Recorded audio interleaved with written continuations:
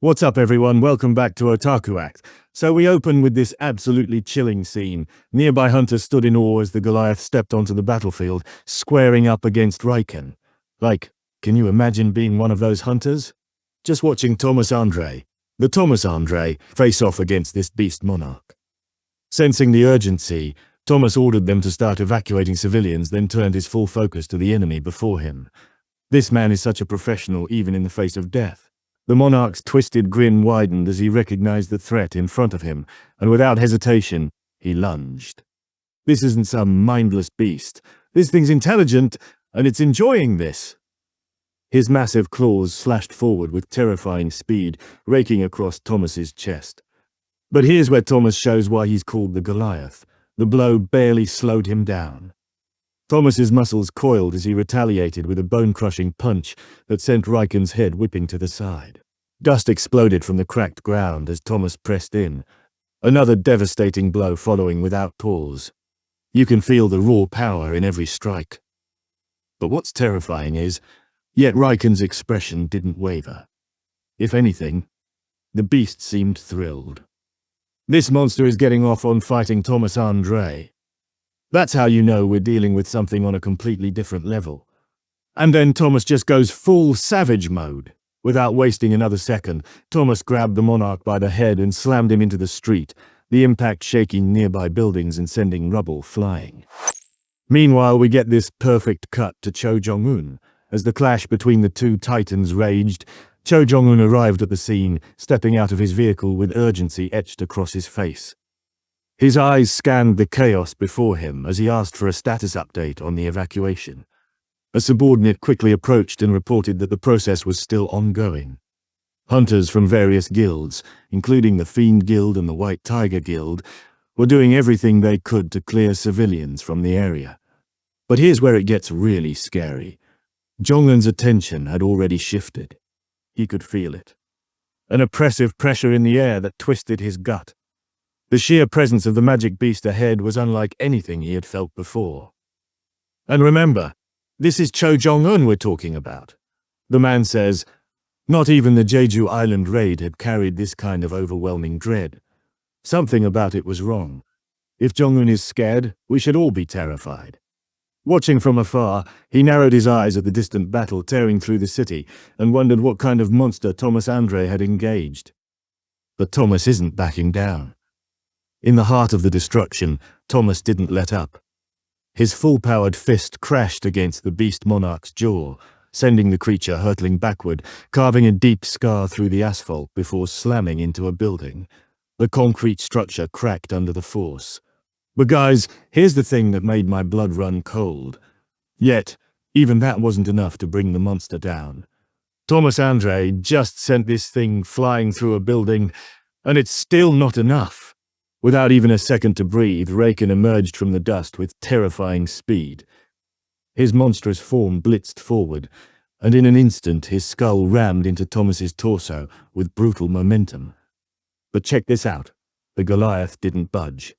Bracing himself, Thomas dug his foot into the ground, absorbing the impact like a stone wall, then wrapped his arms around Raiken's waist. With a roar of exertion, he hurled the beast into the air and slammed him down in a crushing suplex. A suplex! Thomas Andre just gave a Beast Monarch a suplex! The impact of the attack shattered the earth around them.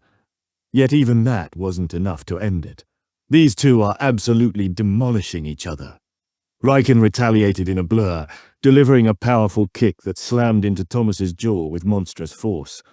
The blow launched Thomas into the air like a missile as debris trailed violently in his wake. Landing lightly, Raiken stood tall and grinning, blood matting the fur on his jaw as he basked in the fleeting edge he'd gained.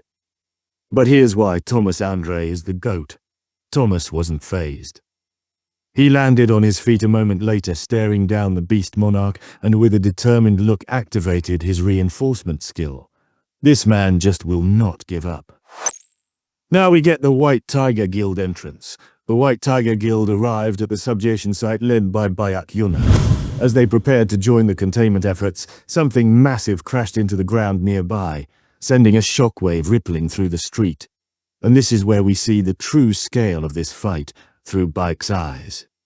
Beck staggered slightly, his gaze locking on the cloud of dust, and from it the monstrous form of Raiken emerged, radiating a menacing energy so thick it felt like a storm pressing down on his chest. Beck's breath caught that kind of manner. It was suffocating far beyond anything he had ever encountered.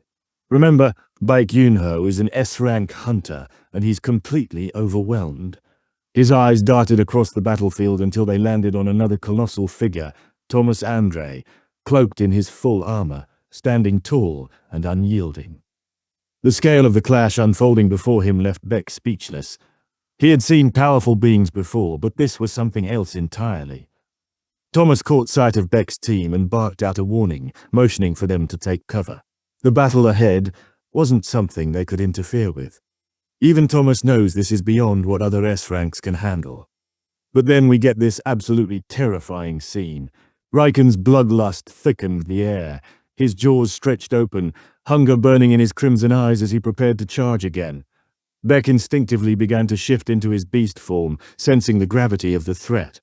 But before he could fully transform, Raiken was suddenly in front of him. Guys! Beck froze. His body refused to move, instinct screaming at him to stay still, to hide, to survive. The beast in him knew better than to challenge the apex predator standing inches away. His knees trembled. His transformation reversed on its own as he reverted to human form, unable to meet Raiken's eyes. This is Baek Yunho we're talking about, the man who can transform into a massive beast, completely paralyzed by fear. But Raiken didn't care. He merely passed by, uninterested, fixated on his true prey. Raiken doesn't even see other S-ranks as threats worth his time. Then the ground itself seemed to rebel as Raiken extended his claws, lifting debris and vehicles into the air as if gravity had abandoned the area. With a casual flick, he sent the wreckage hurtling toward Thomas like missiles. But Thomas didn't flinch. He batted each projectile aside effortlessly, advancing step by step toward the Beast Monarch. This man is just built different. Then, Thomas raised his hand, and the battlefield warped around him. His gravitational field expanded outward, pulling everything into his center, including Raiken. The Beast Monarch tried to resist, but the pull was relentless. In one swift motion, Thomas yanked the beast toward him, raised both fists and slammed them down onto Raiken's back with the force of a collapsing mountain. The impact tore a crater into the street. But Thomas wasn't finished. He lunged forward, fists hammering down with machine-like precision. Each blow cracking bone and shaking the earth. Blood sprayed, the concrete shattered, and still Thomas struck. But guys, something felt wrong. Even as he overwhelmed his opponent, a cold unease crept up his spine. It didn't make sense. He was winning. Yet the feeling of victory was absent. There was no fear in the monster's eyes, no desperation, only anticipation. He raised his fist one last time, preparing to end it when suddenly Raiken caught it effortlessly. Thomas's eyes widened. And then, oh God. The Beast Monarch stood, his form now shifting, bones snapping and reshaping as a coat of white fur enveloped him. Raiken chuckled darkly, amused that a mere puppet of a fragment had pushed him this far. But he was done playing. Thomas Andre, the strongest hunter in America, is just a puppet compared to this thing's true power. In the blink of an eye, his claws slashed forward faster than Thomas could track. The sound of tearing armor echoed as Thomas struggled to stay upright, parrying with everything he had. But the assault didn't stop. Raiken grabbed him by the throat, his grin widening as he mocked Thomas with a twisted invitation. A contest of strength. He crushed Thomas's armor in his grip. But the moment it cracked apart, Raiken blinked in surprise. Thomas was gone. Before he could react, arms coiled around his neck from behind. Thomas had slipped past him, locking in a chokehold with brute force. Thomas clenched his teeth, tightening the hold with everything he had, trying to bring the monster down. But Raiken didn't panic. He let out a bone-chilling growl as his head twisted unnaturally, rotating 180 degrees with a sickening snap. Thomas barely had time to react before the beast broke free, spun around and seized him by the face. Raiken lifted him like a doll, then slammed him into the ground with a thunderous crash. The pavement split apart beneath them. The Beast Monarch then climbed onto the fallen Thomas, his iron grip still clutching his face as he leaned in, voice dripping with hunger. He was ready to devour Thomas whole. But before he could strike, a beam of magic tore through the air, crashing into Raiken's face and sending him tumbling back. He skidded across the battlefield as the momentum dragged him away from his prey. Raiken rose with a snarl, eyes burning, and turned to face the source of the attack. Leonard Nierman stood firm beside the fallen Thomas, mana swirling around him, his stance unwavering despite the overwhelming threat before him. Leonard's heart pounded in his chest, his breath shallow as the Beast Monarch turned toward him, eyes burning with murderous rage. A chill ran down his spine. Thomas, still conscious beneath him, recognized the danger and with a weak breath told him to run, urging him to leave before death claimed them both. But Leonard shook his head, trembling, refusing to abandon him. He stood his ground, knees shaking, teeth clenched. He told himself he had no regrets. He had made his choice. But as the monstrous figure drew closer, with each thunderous step, that resolve began to crack. The sheer weight of Raiken's presence bore down on him like a mountain. The German hunter's limbs locked in place. He had made the wrong choice. That much became clear as Raiken lunged forward, jaws wide open, aiming to end him in a single brutal instant. But then a violent gust tore past Leonard, followed by the crash of something colliding hard against flesh and bone. His eyes shot open. Raiken, just moments from devouring him, was now clamped between the massive jaws of Kaisel. Kaisel!